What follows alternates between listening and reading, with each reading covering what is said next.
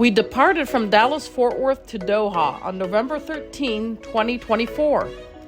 We flew on Qatar Airways business class, purchased through points. We had a pair of Q Suite seats. The meals were pretty good.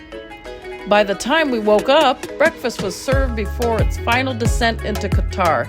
It takes 13 hours to fly from Dallas to Doha.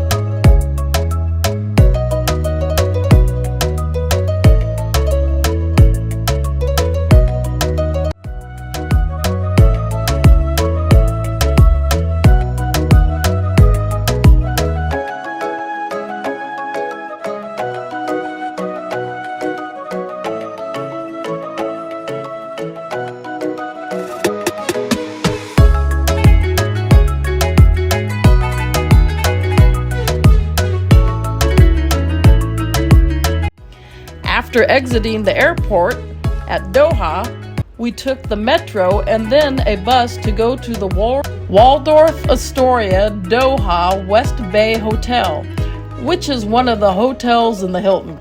The hotel itself was beautiful.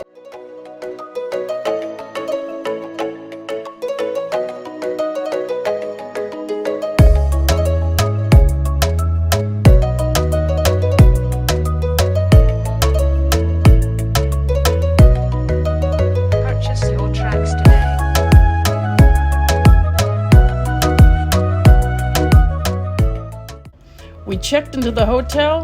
The room was huge with a walk-in closet for luggage and clothes.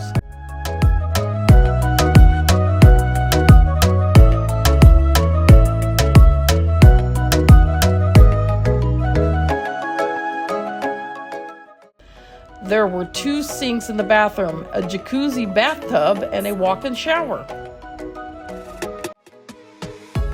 We were on the 19th floor and could see the other skyscrapers from our window. We enjoyed our stay there. The hotel is located near many of the international hotels in Doha.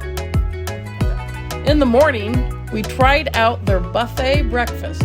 For Hilton Honors Gold members, it was free for 2 people. Additional people cost 100 Qatar Rial, which is $30 US. We were 3 people and the hotel was kind enough not to charge us for the 3rd person. In the afternoon, we walked around the neighborhood. We went shopping in the air-conditioned shopping mall and then visited the Islamic Art Museum. Qatar is one of the wealthiest countries in the world. Qataris who get to legal age receive a piece of land and a big check around $350,000 to build a house.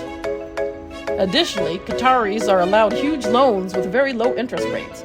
Sometimes the government decides to pay off all debts for its citizens.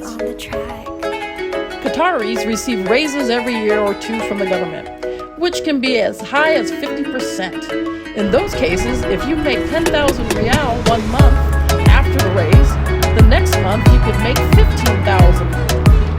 The government will pay for every Qatari to get married, and every child born to Qatari parents will receive money from the government.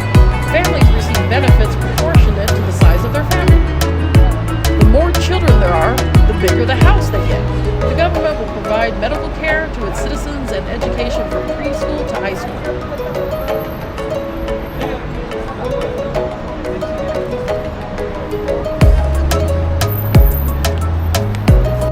In the evening, we went to the Souk Waqif, which is the #1 market for tourists, where clothes, food, and souvenirs can be found.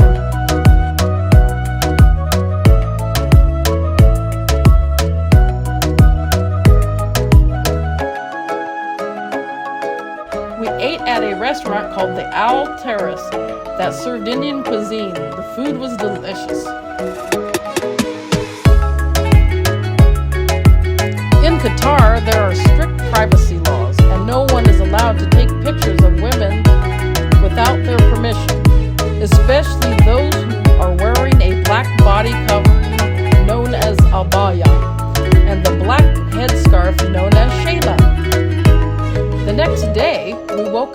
early to leave at 4 a.m. to go to the desert. We drove up and down the sand dunes and stopped and watched the sunrise.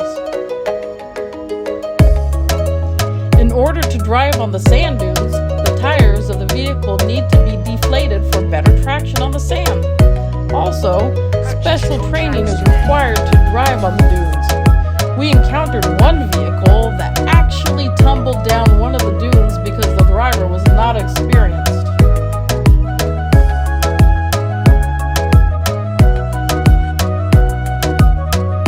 We drove further than the other tour groups and headed towards Al Khor Adaid, known in English as the Inland Sea, a body of water surrounded by dunes. It is an inlet of the Persian Gulf, and we wanted to say that we had waded in the Persian Gulf, which is not something that most people can say they've done.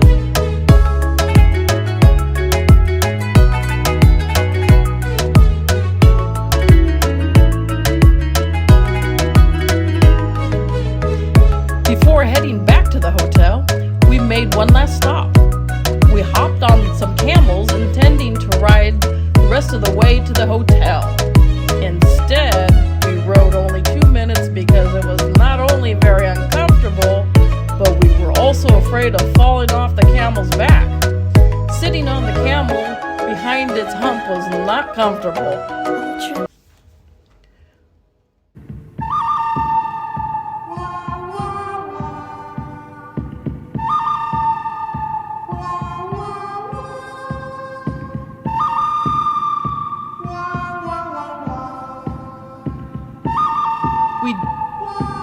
We dismounted the camels. Kim had paid $6 for the experience of holding the falcon. The falcon is the national bird of Qatar.